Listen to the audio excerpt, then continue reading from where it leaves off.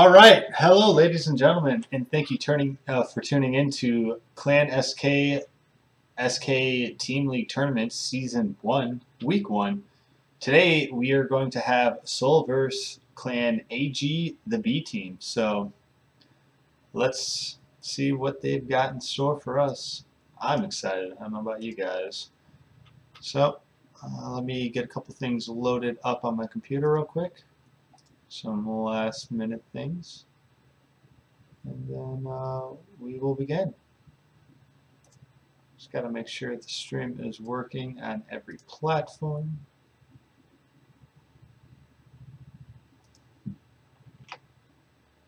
And whoops, that's why. Interesting on how that works.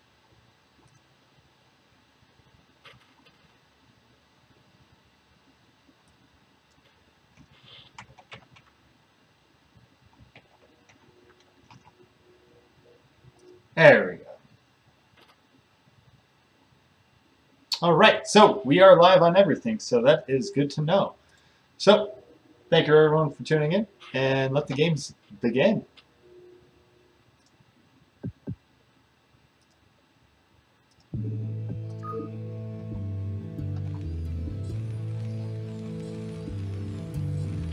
All right, so spawning on the top left-hand corner of the first game of the SKTL, spawning as the purple Terran representing Clan Soul, we have Dandy. And then his Protoss adversary, spawning on the top right-hand corner, wearing the white trunks, representing Clan AG B team, we have Harry. Alright, and let's see what these two plan on doing. And for those who don't know this map, it is an amazing map. Unfortunately, I cannot show you the entire map due to the fact that I don't know how. I think they got rid of the function, but it's a 4-player map. A lot of mineral patches, so can definitely tend to transition to a relatively late game, if possible. If one of the players doesn't choose to be super aggressive. Looks like we got a little bit of conversation going amongst each other, so it looks like they might know each other. If not, then seems like they're kicking off pretty well. Looks like Harry's throwing down the pylon right next to his Nexus. Pretty standard, of course, going to be throwing down a gateway momentarily. I'm not entirely sure of Harry's playstyle. I haven't really ever watched any games with him, but I can only imagine it's going to be some good stuff. And Dandy being a very formidable opponent, he is definitely taking games off of many of the great players, and also he streams quite frequently, so definitely check him out on Twitch TV. A very good player, and definitely you can learn a lot from. But it looks like we are going to be seeing Dandy going for the barracks around 11 supply to the refinery at 12 supply, so we are going to be seeing some sort of quick factory build, more than likely a double fact, which is super aggressive. And oh, look at this!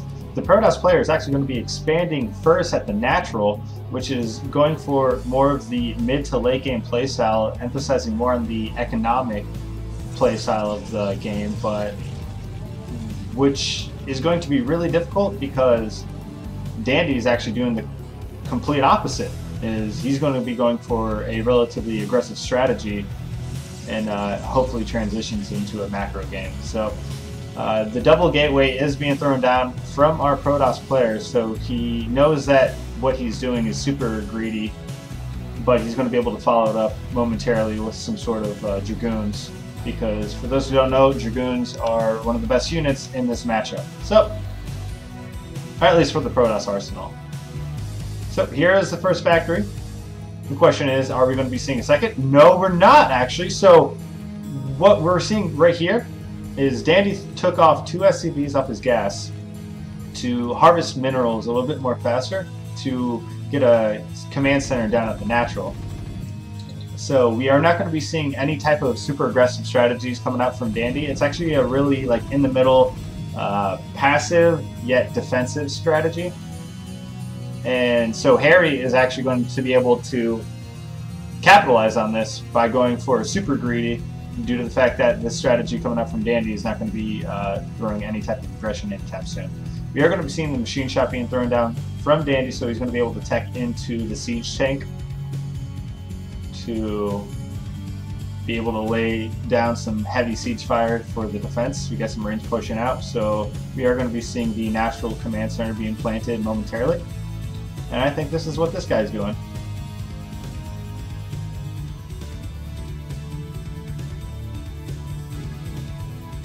And alright, he's got a little bit of minerals to wait for. Alright, but it does look like the natural nexus is up and operational. The double gateways is done. It looks like he spawned out 2 zealots. Safe play, just in case if there was any type of bunker shenanigans, he would have something to deal with it. But we do now have the cybernetics core thrown down and completely constructed, so we are going to be seeing some tech momentarily. But no, nothing as of yet. Okay, here we go. Now the Dragoons are going to be slowly but surely going to be produced out of these gateways. Well, it looks like there was a little bit of damage actually over here. I think a Zealot was able to work his way over before we get to see it, but it looks like a second Zealot's going to be able to do a little bit of damage. These Marines are on low health. Oh, it looks like we actually got Spider Mines coming out first from Dandy, so we're going to be seeing... this is actually a pretty good opening choice out from Dandy, so he's going to be able to get some map vision, throw down a little bit of aggression, and it looks like, oh, this Vulture at the same time was able to sneak in to the natural of Harry. Well, 1 mine going down, only doing a little bit of damage to the Zealot, able to disturb and disrupt the natural of the Protoss just for a little bit, but nothing too crazy yet. And looks like everything is pretty calm. Ooh, actually we got a starport coming up from Dandy. This is going to be interesting. We might be able to see some sort of Vulture drop shenanigans, or some, nope, we're going to be seeing some Vulture drop shenanigans. Awesome. The natural refinery is being constructed, the armory as well, just for any type of anti-air if the Protoss plans on going shuttle or anything crazy like that, which him going off that quick nexus will definitely allow him to do such. The robotics facility is now going down. So Reaver or Observer are the 2 options that could be coming out of this.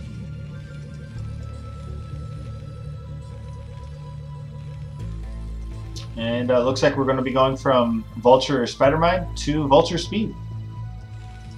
And once the starport is done, we are going to be seeing a dropship swooping over to this general location to pick up the 4 Vultures, 3 to 4 Vultures, to drop in the main to do a little bit of damage. And here is the dropship. With this though, looks like Harry back at home, after throwing down his robotics facility, is going to throw down 2 additional gateways, so a total of 4, and is going to be able to apply a little bit of pressure momentarily, at least to get some sort of map vision. I heard a Vulture shooting, but I'm not sure what they were shooting at.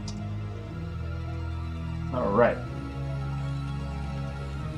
Well, it looks like we got the +1 starting and a second factory come down from Dandy, so we're going to be seeing the siege tank blow up momentarily.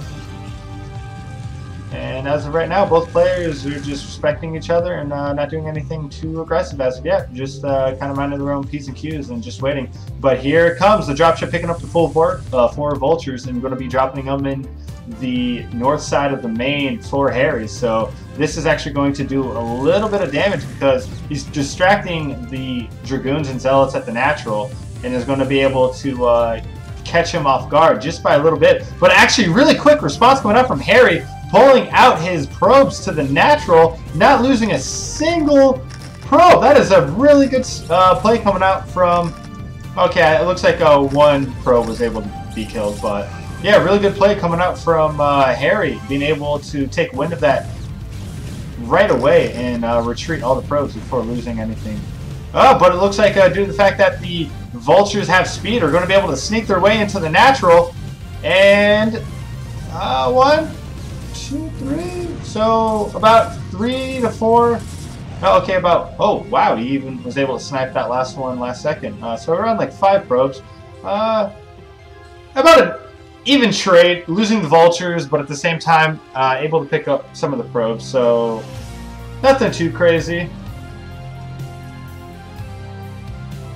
And looks like we're going to be seeing an engineering bay being built at the natural to be able to provide a little bit of support to the siege tanks and throw down some turrets eventually to be able to snipe off any type of shuttles and or observers. And here come the 2 additional factories and a 3rd command center to float over to the 3rd mineral only.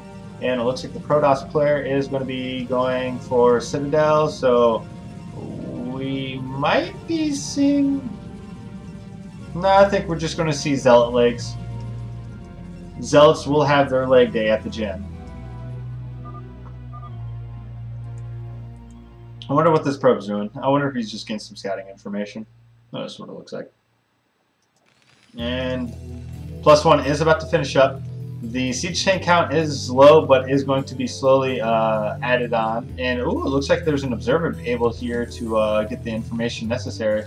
2 additional factories are being produced. A little fun fact, to every 1 siege tank in production, you can produce 2 vultures at the same time. So these are probably going to be without machine shops, just so he can make vultures with the quickness and get that map control super quick. Because as you can tell, mines provide great map vision if you look at the mini map.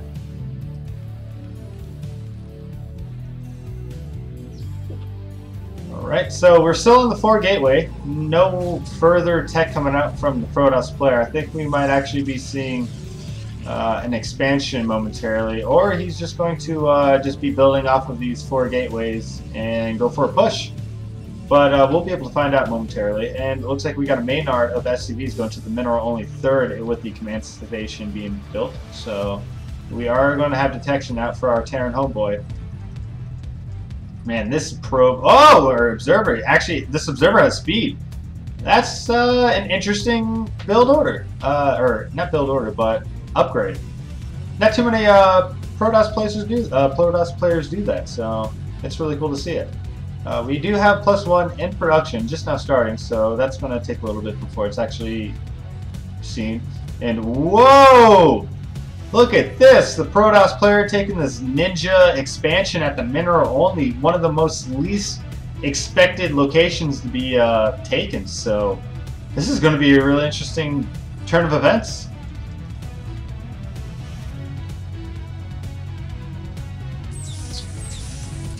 Alright, so looks like our Terran player is now going to be pushing out from the double bridge of Circuit Breaker, working his way into the middle of the map. The vultures are going to be able to get a little bit of detection or map awareness before the siege tanks get there, so it's going to give him enough time to be able to siege up the siege tanks. Whoop, okay, only 1 spider mine previously laid does get a hit. That's actually a nice pickup. And the siege tanks siege up, and 3 dragoons fall instantly to that just amazing power of the siege tank. +1 timing is done. This actually does look like a +1 timing attack. 1 dragoon unfortunately did not get the memo to stay within the inner side of the map. And oh no, now Dandy's actually going to be able to secure the higher ground advantage, which is going to be really difficult for the Protoss player to be able to deal with. It looks like he's either the Protoss player... Yep, no, the Protoss is actually going to just completely ignore the fact that the Terran is back at his natural and is going to go straight to the mineral only 3rd. The Zealots are going to be able to get in the way, take some sort of spider mine damage, and I wonder if Harry's going to be able to do anything with this. The 2 siege tanks are going to be able to siege up. The dragoons aren't really focusing them down yet. They really need to attack it ASAP because these siege tanks are just going to have so much vision. Cute play, but nothing really coming out of it, and it just seems like now Dandy's going to be able to push his way into the natural of the Protoss player, and it looks like there's just so much Terran here that there's nothing this Protoss player is going to be able to do. And the GG goes down, and Soul Dandy takes game 1. Alright, so that was definitely a good way to start the match. So, whoop, I think I have the names mixed up on this. Oopsie doodle. So let me actually change that real quick.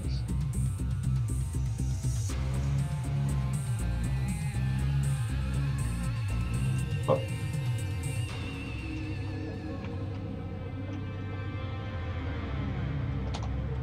There we go. Boom.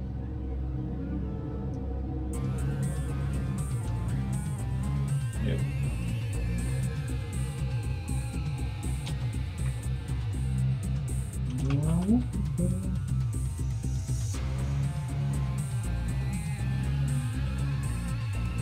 There we go. All right. So that was the first game, and Danny was actually able to do a pretty solid playstyle coming out from him. He didn't really miss a beat out of that entire thing. He played everything pretty textbook, able to work his way to the mineral-only third, and once he had the +1, he decided that was the opportune time to attack, and went in and was able to clean up a lot of misplaced Dragoons, and then just went in for the kill, even though the Protoss player tried to go roundabout. That's the way it goes. So let's go into Game 2 of the SKTL Week 1, Season 1 of Solverse Clan AG B Team.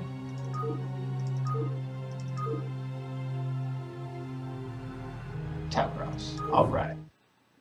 So, let it begin. Ooh, oh, messed up on that.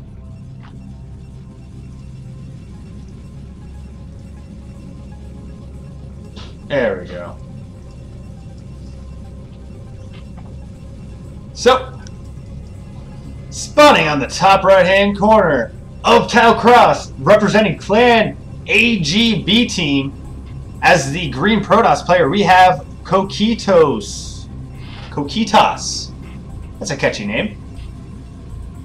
Coquitas. And then spawning at the 5:30 o'clock position of Towcross, as the red Zerg representing Team Soul, we have Castro. And it looks like we got a ZVP on our hands, ladies and gentlemen. Woo!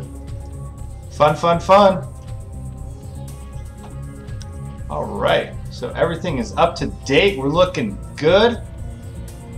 And I'll let this continue. So, this is a relatively interesting map due to the fact that it is a 3-player map. The other spawning location is over here. This has all different types of bridges that connect the map. So there's definitely multiple different attack routes and scouting patterns that can go about. And coming out from... Okay, we're going to be seeing a Forge Fast Expand coming out from Coquitas. And... OV9 pool coming up from Castro. So both players are playing super standard.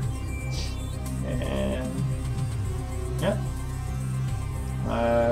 Definitely interested to see how this pans out.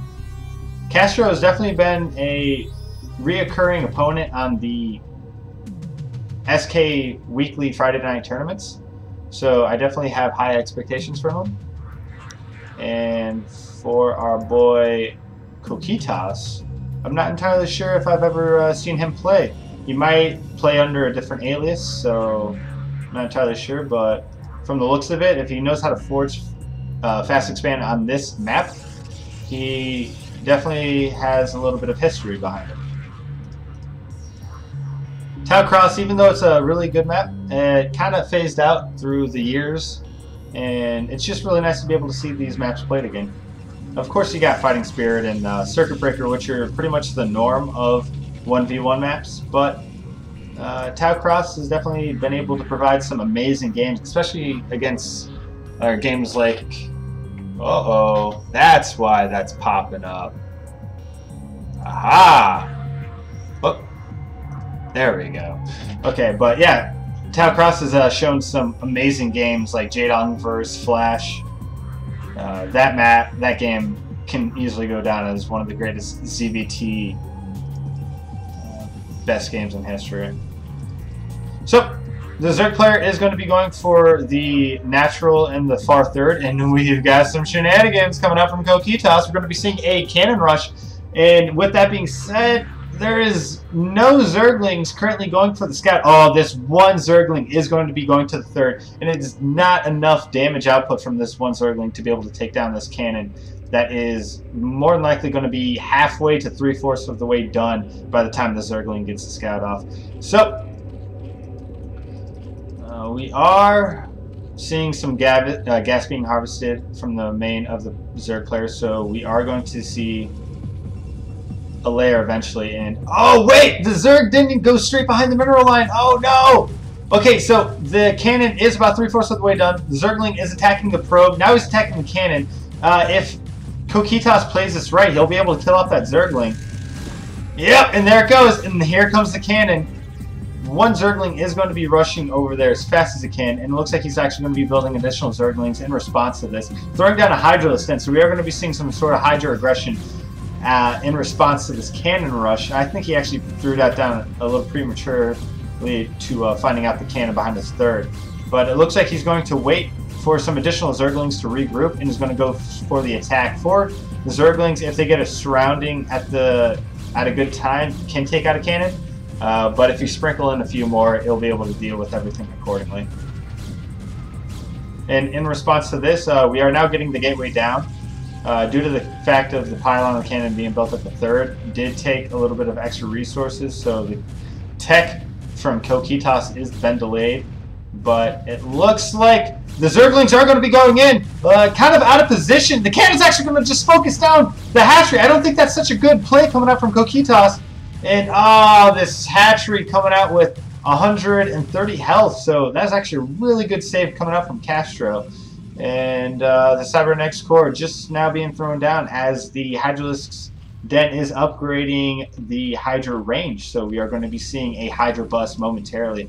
And with this wall that Kokitas did, it didn't really leave him too much building space for cannons, so when this wall is taken down, it's going to be really hard for Kokitas to be able to hold it up, and that is a lot of Zerglings to be able to create a lot of fodder for the Hydralisks that are inevitably going to be coming. So, an additional gateway being thrown down. So I think Kokitas is kind of expecting some Hydra aggression. Okay, never mind. We got a Stargate coming down instead of Citadel as well. Okay, it looks like he's actually going to be going for the Stargate 1 Corsair Scout into quick Zealot legs, which is completely fine. More importantly, is he going to be able to get the Scout off on these Hydralisks before they group up and push the natural? So, as of right now, it doesn't look like Kokitas has any type of plan to push out anytime soon. And it does actually look like we've seen a 4th hatchery being thrown down at the natural for Castro. So this Hydralisk production is going to be one scary, scary push once everything starts flowing, which it definitely does. Alright, no Hydralisk upgrade, so, okay, speed is done, so speed in range is finished, and it looks like he's actually going to be grouping up his units right now at the natural, and I don't think Kokitas is ready for this. There's only 2 cannons. This is not going to be great coming out from the Protoss player, and here comes the push. Hydralisk moving in, attacking the Zealots right away first, actually. Kind of an interesting choice, but due to the fact the sheer mass of the Zerg, it seems like he's going to be able to break down this natural. The Zealots fall individually, but all together. And it does not look like Kokitas was ready for this, and this is not looking good. This map does not have a ramp, so he's not going to have any type of defender's advantage going into the main. And it looks like the Hydras are going to start working their way into the main as well. No, he's actually going to try to save the Overlord, which he did pretty damn well. And now it looks like Kokitas is just completely sacking his natural, and the GG goes down, and Castro just doing a 4-hatch Hydra bust and was able to win with that. So heck yeah, good stuff, my man. Ooh, look at that. Hey, what the heck? There we go. And yeah, so crazy stuff coming out from Castro, just able to save his 3rd hatchery with the clutch timing, and then just countered that with a 4-hatch Hydra bust at the natural of the Protoss, and the Protoss just, due to that early investment, made it so he didn't have enough probes, which delayed his economy, which delayed his tech, and that's how the cookie crumbles when you try to cheese. Ha ha ha.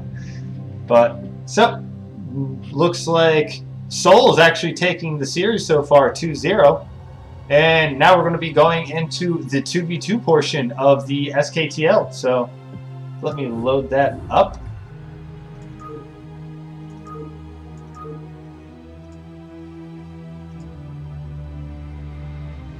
All right, let the game begin.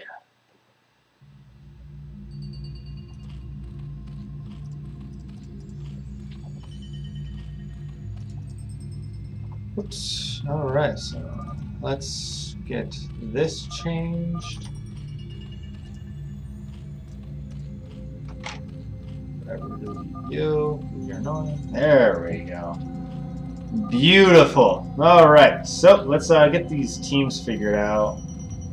Alright, so spawning on the right half of the map as the Red Zergs. Red Zergs, alright, cool. We have Soul Mario and Soul Ivanix. I'm just going to call him Ivan.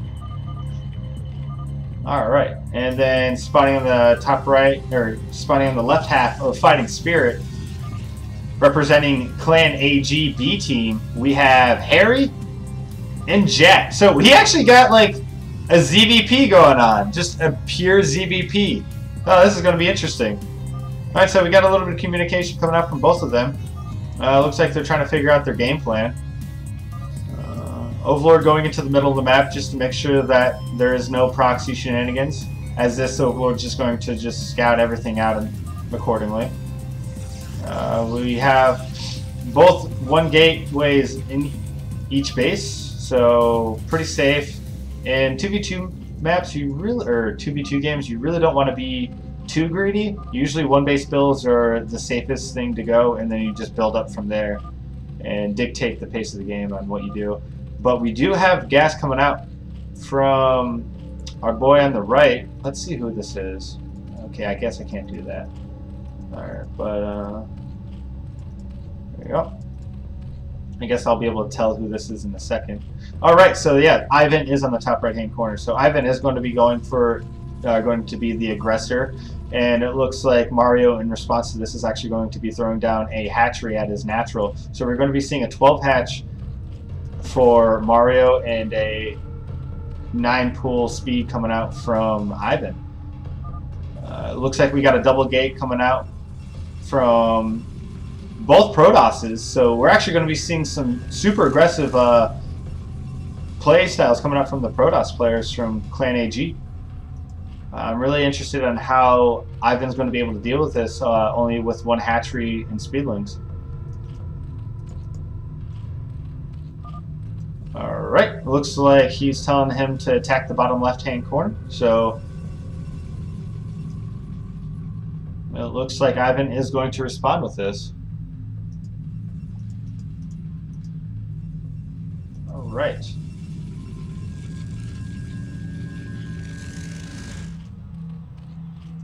Oh, actually we got third hatchery being thrown down at the natural.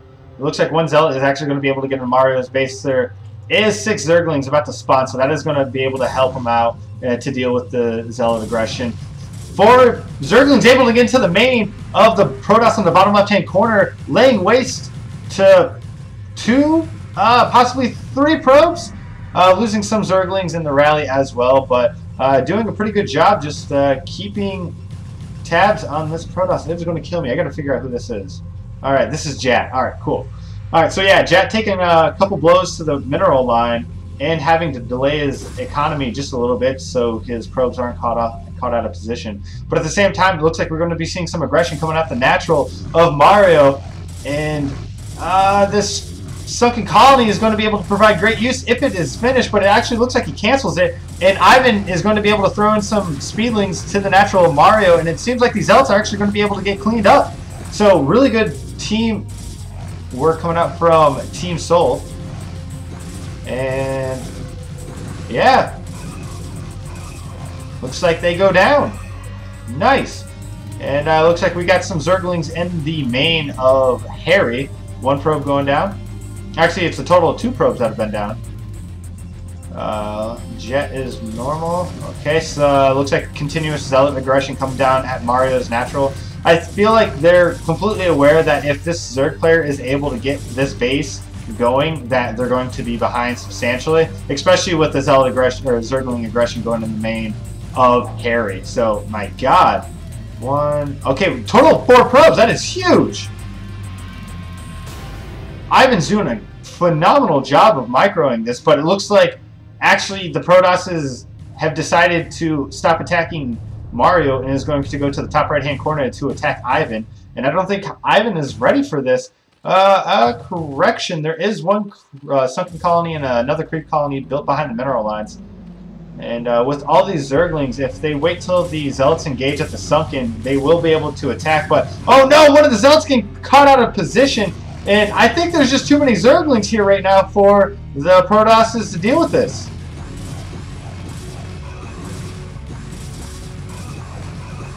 Looks like the 4 Zealots on the high ground are going to be able to delay this, but the more time given to the Zerg opponents, the more Zerglings are going to spawn. So, good job trying to utilize the ramp to their advantage to reduce the surface area of the Zerglings, but it looks like that aggression is going to be thwarted, and we're prodded at that. So now, what do the Protosses do in response to this? They do have a forge coming down, at least for Jat. And from Harry, it looks like he's just staying on the 2-gateway Zealot production. And uh-oh, we got some Hydralisks going to be built momentarily for our boy Mario. He definitely does have the economy for this. So once he starts getting that handful of Hydras, there's really not much the Zealots can do. Even though Zealots can kill off Hydras at small numbers, once they get about 12 or so, the Zerg with the Hydra upgrades can just out-micro Zealots all day. And looks like we got some more aggression. I've been able to snipe out 2 probes instantaneously, picking off a couple of the Zealots, and 3, 4, 5, 6 probes! Oh, man! Oh, okay, just 6 probes. Man, that's like a total of like 8 so far, so really good stuff coming out from Sol. It looks like these 2 players have played 2v2s quite a bit. We do have Hydralisk range, so Hydra speed is done. Now we're getting Hydra range for Mario's Hydras, and looks like we're going to see some continuous Zergling aggression into the main of Harry. But, come on, Harry, just block your ramp already. I'm tired of seeing this happen. Oh, the 3 Zerglings get into the main, but it looks like he gave up control. Oh, no, wait, he's going to try to salvage these 2 Zerglings. And, alright, the natural of Jet is going to be attacked by these Hydras. Only 4 Zealots to be able to deal with this accordingly. 2 cannons are going to be thrown down, but they're not going to be finished in time. And the Hydras are going to be able to completely deny the natural of Jet. So, no bueno. A single cannon is finished on the high ground, and the Zealots are out of position, actually. They want to be on the ramp being able to attack these Hydras, and oh, the cannon goes down! What do you do, Jet? What do you do? And oh my god, some more aggression going down in the main of Harry. The entire game has just been constant aggression on the Protoss players, not giving them a single second to breathe. And looks like we got another engagement come down at the natural of Jet. The cannon was sniped! Oh my god, good stuff coming out from Mario. And these Zealots are just going to fall and not able to do any type of damage to these Hydralisks. And it's just nothing but a rally party coming out from Mario now. Going to be able to kill off the remaining Zealots, bust his way into the main. These cannons are going to fall, and it's pretty much GG coming out from Jet. Now, if we look back at Harry, we still have Zerglings just running around. 1 kill from 1 Zergling. Okay, 1 from that Zergling. So 2 probe kills already just from these 3 Zerg boys. And looks like we got a little bit of aggression coming in, sneaking into the main of Ivan. There's 3 sunken, so there's really nothing that's going to be done to this base. It is way defended. And, yep, it looks like this is pretty much game at this point. With Harry's ally getting pretty much annihilated, there's not much Harry's going to be able to do in response to this. And Harry just leaves the game, and we got the GGs down. It looks like Sol is actually able to take the entire series 3-0. But do you think these guys are the type of people to leave us without an ace match? Of course not. We are going to be able to watch the ace match on Neo Jade, so because you know they love playing the game and they wanted to play more games. So let's tune into that. But as of right now, yes, Sol is the victor of this match. So they did get a point and are able to look nice and shiny for the first week of the first season of SKTL. So let's actually get into that right away and see what happens, because I just want to see. I haven't seen Neo Jade in a while, so I'm excited just to see the map. But let it go. All right. And it's going to be Mario versus Anathema. Anathema? Alright, let's check it out.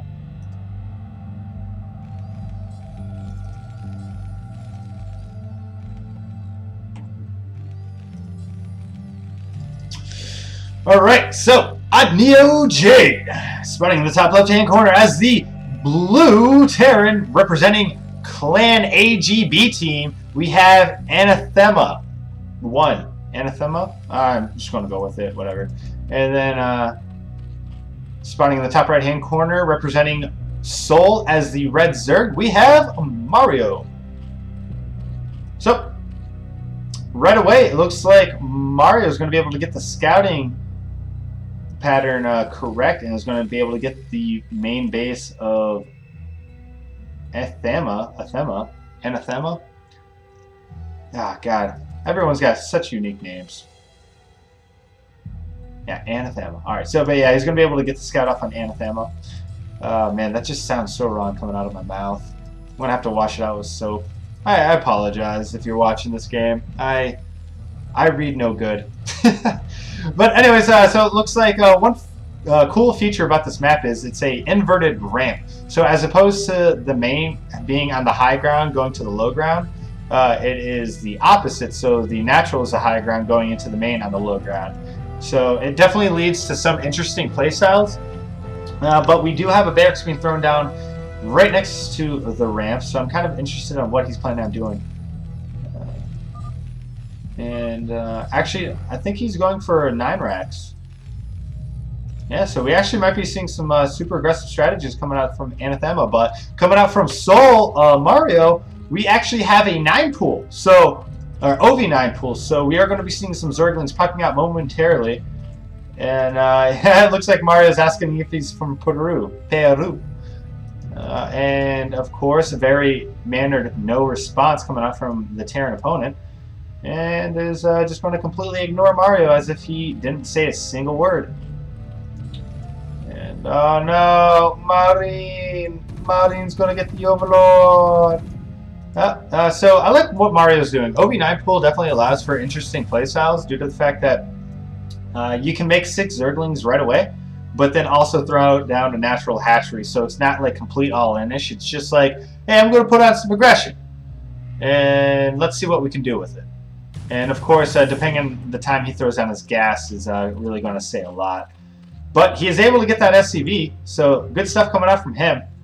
Mario, that is. And it looks like the SCVs were pulled in time. 3 Marines and 2 SCVs. If he was able to get the scout off for like additional Zerglings or anything like that, he would have thrown down a couple more SCVs at the ramp. But it looks like Mario is going to be throwing down his 3rd hatchery in the main and then a gas, so we are pretty much going to be seeing a standard playstyle coming out from Mario, at least in the transition from the OV9 pool. And coming out from Anathema, we're going to be seeing a quick refinery. So what are we going to be seeing? Are we going to see factory? Are we going to see academy? Show me your secret. Okay, we are going to be seeing academy, so we're going to be seeing a hyper barracks playstyle coming out from Anathema, and it definitely has its opportunity. It just comes down to if Mario's able to get the scout off, and if he does, then throw down a couple Sunkens to block the natural, and then if he's able to do so, he is going to be in a groovy spot, yo. Psychedelic. Alright, looks like we got a little push out coming out from the Marines. The Zerglings pull back, but not too far, so they're not going to run away all the way home, making sure that they can keep tabs on the Marines, so once they push out, he can respond accordingly.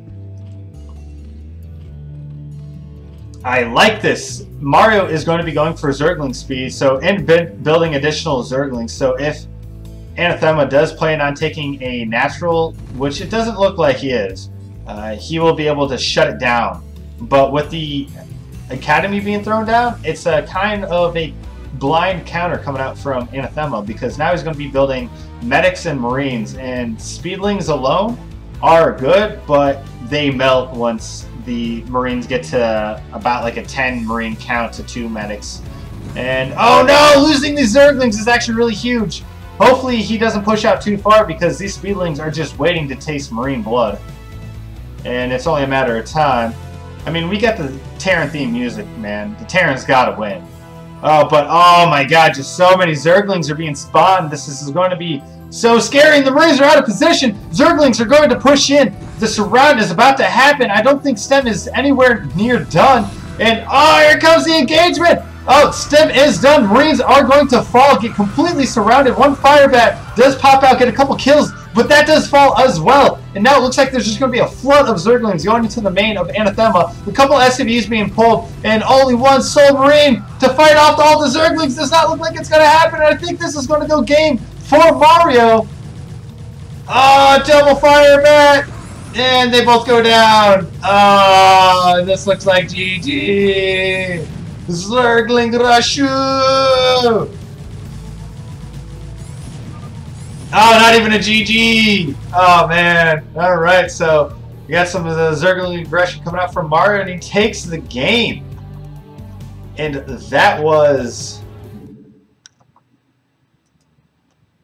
the ace match. Even though Seoul won it out of the 2v2s, so they went for a 3-0 sweep against Team AG, or Clan AG B team. But some really good games coming out from all the players. So that was Clan SK's Team League. Thank you guys for tuning in. And definitely shout out to our sponsors, Matcherino.com. If you could please check them out. They offer a coupon to us that if for free, if you just sign up and donate $1, it goes straight to the prize pool for the Clan League, and that would help out substantially. And of course, Esports Ticket, eBlue, and DPAL, Dangerous to Play Alone, they help sponsor our weekly Friday night tournaments, so definitely check them out. They have a Discord that I will plant somewhere. All right, we got 609. Thank you very much. Appreciate the support. And yeah.